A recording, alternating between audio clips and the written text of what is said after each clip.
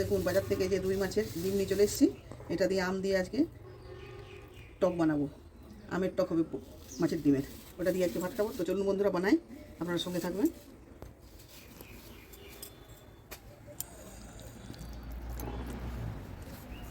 প্রথমে লবণ দিয়ে দিচ্ছি, আর এখানে দিচ্ছি হলুদ গুঁড়ো, একটু মেখে নিচ্ছি,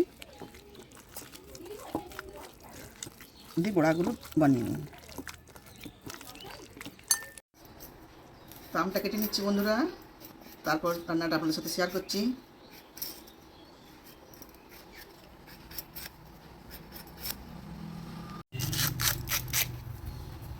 সুন্দর আমটা দেখছেন।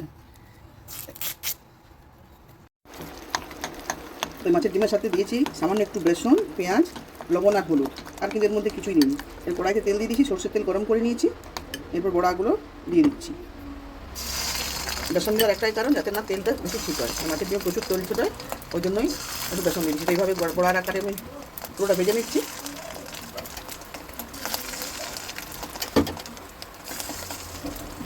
বড়াগুলো ভাজা হয়ে গেছে, দেখুন তুলে নিচ্ছি।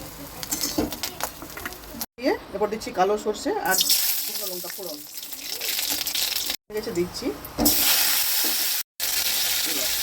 লবণ দিলাম। এরপর দিয়ে দিচ্ছি আন্দাজের মতো হলুদ গুঁড়ো। এতে কিন্তু আর অন্য কোনো মশলা ব্যবহার করবো না।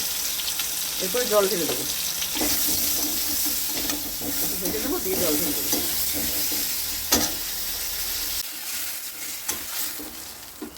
এর সাথেই দিয়ে দিচ্ছি ডিমগুলো, দিয়ে একটু ফুটিয়ে নেবো। এটা আগের থেকে দিয়ে দিলাম ডিমগুলো। এতে কী হবে, আমের যে টকটা সেটা ডিমের মধ্যে ঢুকে যাবে, দিলে খেতে কিন্তু দুর্দান্ত লাগবে।